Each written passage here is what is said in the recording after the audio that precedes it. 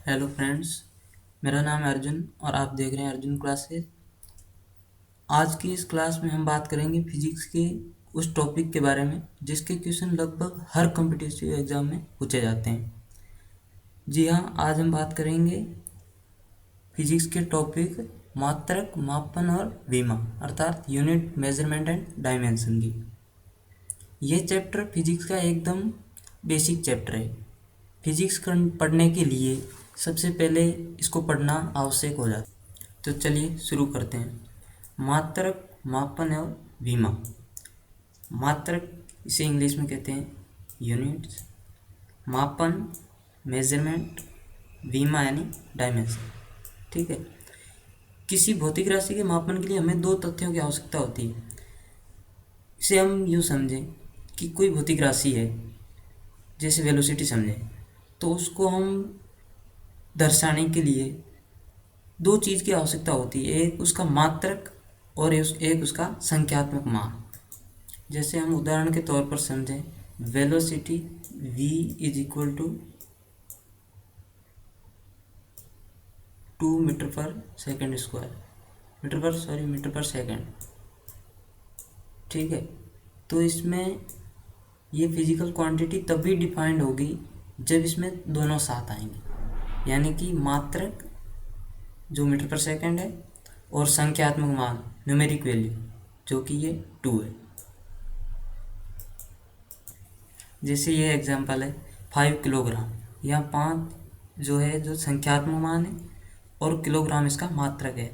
तो ये इस उदाहरण में ये संख्यात्मक मान और मात्रक दोनों उपस्थित है, तो ये मापन एकदम करेक्ट है। जबकि यहाँ इसमें बात करें हम, सिर्फ 5 लिखा है जिसका कोई मात्रक नहीं दे रखा। तो ये अब क्या समझे, 5 मीटर है कि 5 किलोमीटर है, 5 किलोग्राम है, तो अपन सही से नहीं बता सकते। इसलिए ये फिजिकल क्वांटिटी का अपन पता नहीं कर सकते, इसलिए ये मापन गलत है।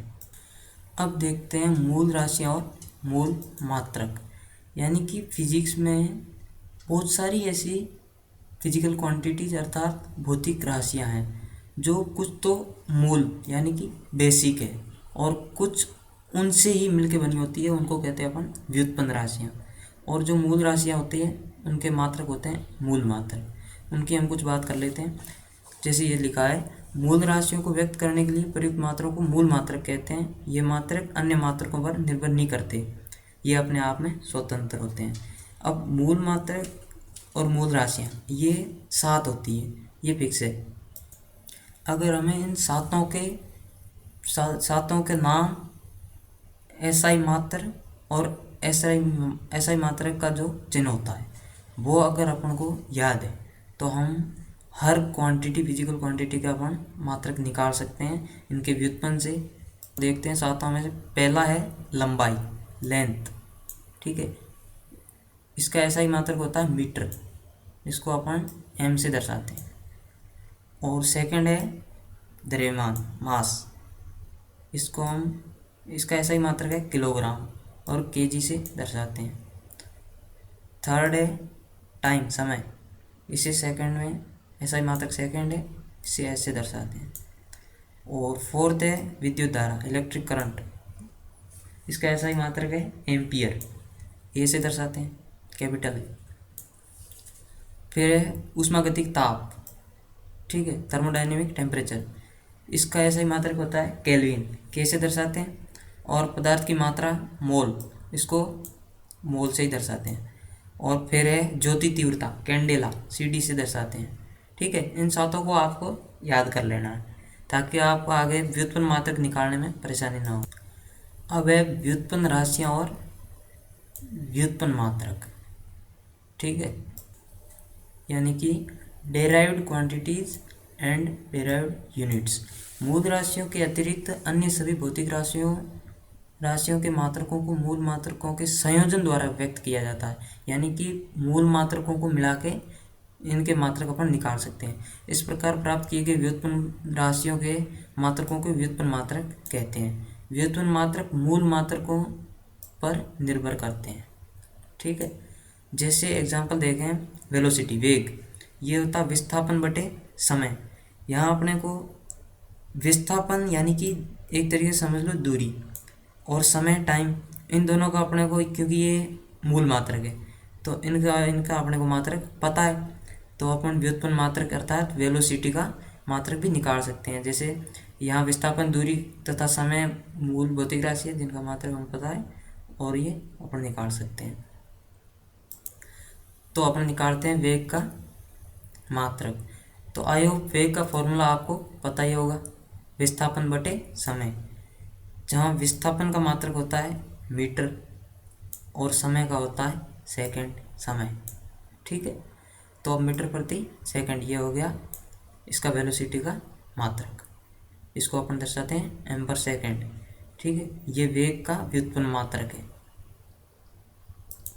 तो अब हमने देख लिया मात्रक कितने प्रकार के होते हैं, और मूल मात्रक और व्युत्पन्न मात्रकों में डिफरेंस अपन ने देख लिया। अब अपन देखते हैं कि मात्रकों की प्रणालियाँ, यानी कि इनको अपन अलग अलग कितने तरीके से माप सकते हैं वो देखते हैं। मूल मात्रकों और व्युत्पन्न मात्रकों के संपूर्ण समुच्चय को मात्रकों की प्रणाली या मात्रक पद्धति कहते हैं। ठीक है,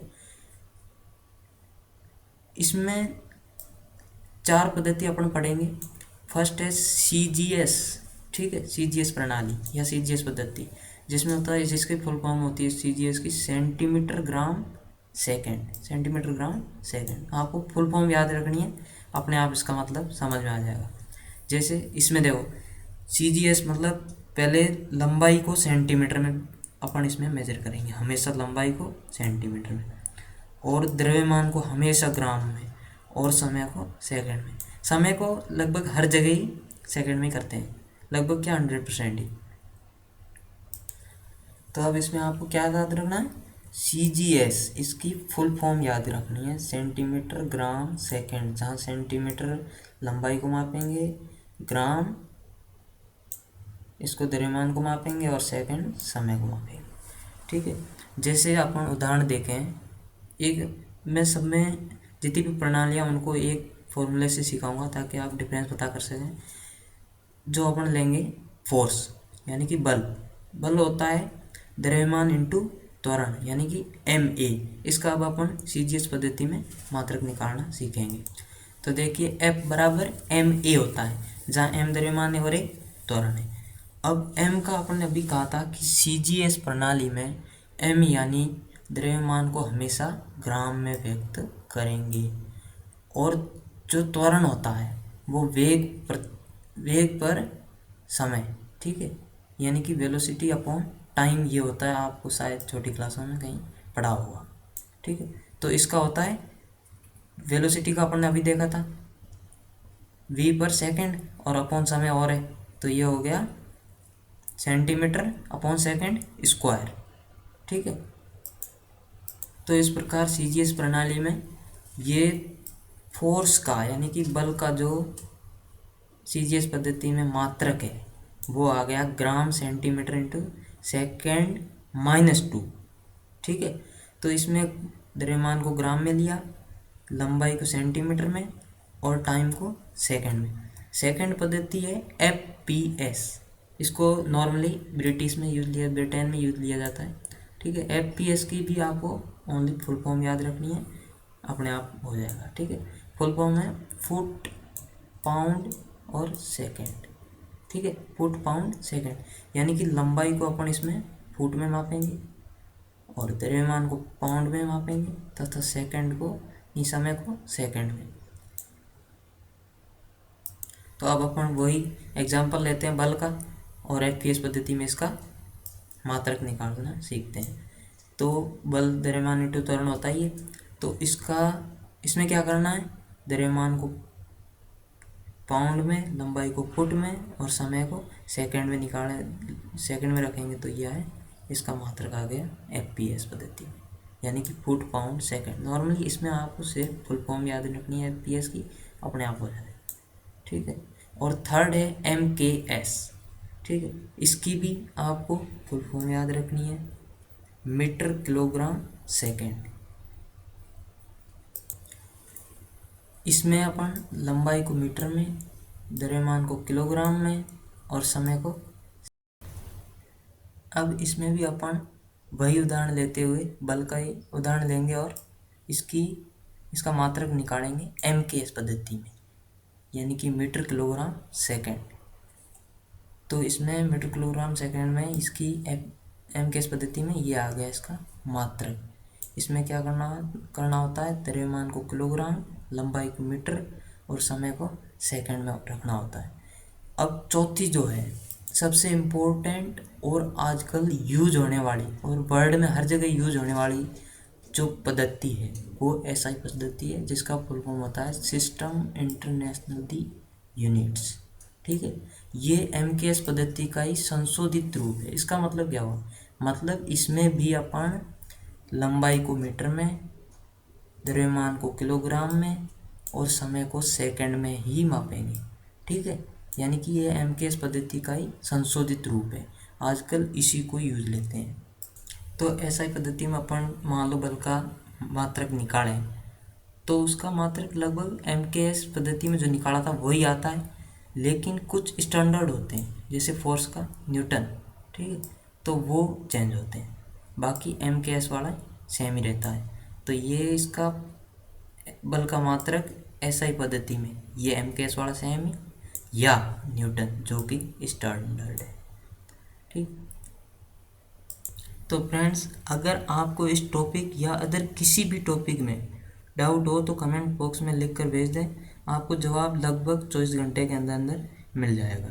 ठीक है, और हमारे नेक्स्ट आने वाली वीडियोस की चैप्टर वाइज जानकारी पाने के लिए आप हमारे चैनल को सब्सक्राइब जरूर कर लें, जिससे आपको टाइम टू टाइम जब भी मैं वीडियो अपलोड करूँगा आपको नोटिफिकेशन मिल जाएगा, वो भी फ्री में। फ्रेंड्स अगर आपको ये वीडियो पसंद आया तो लाइक कीजिए, शेयर कीजिए और चैनल को सब्सक्राइब जरूर कर लीजिए। Thank you.